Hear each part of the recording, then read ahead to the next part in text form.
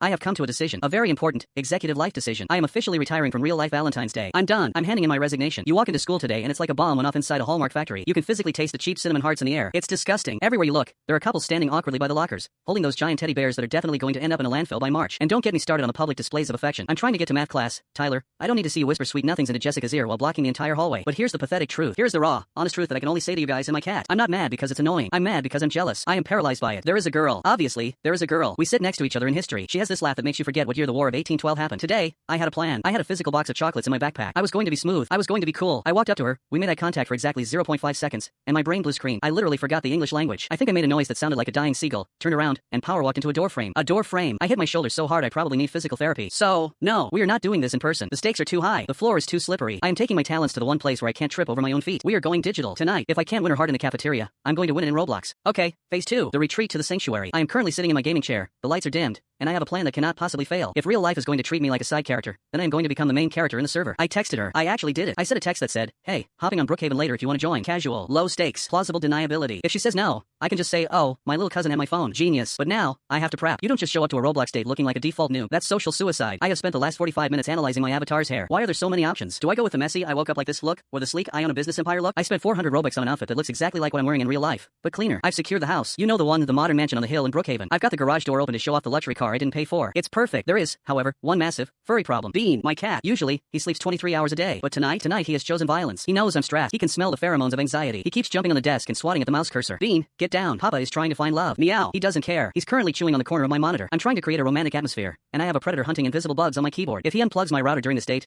I am putting him up for adoption. I'm kidding. I love him, but seriously, Bean, give me 20 minutes apiece, please. She's here. The notification just popped up. Friend has joined the experience. My heart rate just spiked to a level that is probably medically concerning. This is it. This is the moment. I'm looking at my screen, and I see her avatar spawn in. She dressed up too. She's wearing the cute aesthetic pack with the little butterfly wing. Oh no, she looks cool. I look like I'm trying too hard. Why did I rent the mansion? Does the mansion scream insecure? It totally screams insecure. Okay, act natural. I walk my character over to the spawn point. I don't sprint. Sprinting is desperate. I do the slow walk. I type, hey, riveting, Shakespearean. Hey, I am a poet. She types back, hey, nice house. Did you rob a bank for this? She's making jokes. This is good. Jokes are good. Jokes mean she's comfortable. I start typing a response. I want to say, no, just good investments, but that sounds dry. I want to say, anything for you, but that sounds creepy. I am overthinking every single keystroke. I am analyzing the blinking cursor like it's a bomb countdown. Meanwhile, Bean has moved from the monitor to my lap. He's purring so loud it sounds like a chainsaw. He's making biscuits on my thigh, claws fully extended. It hurts. It hurts so bad, but I can't move because if I move, I might mess up the vibe. I am suffering for love right now. I type, let's just say I know people. Smooth, mysterious. We walk into the house. I sit on the couch. She sits on the couch. We are literally just two blocky characters sitting in silence, but my palms are sweating. This is the most intense romantic tension I have ever experienced, and it's happening at 60 frames per second. I need to tell her. I like her, but the chat box feels like a cliff edge. It happened. The worst possible scenario has happened. I was building up to it. We were talking about school, talking about how weird the history teacher is. The vibe was immaculate. I was feeling confident. I was ready to drop the hint. I was typing, I'm really glad you joined. And then, Bean decided he needed attention. Immediately, he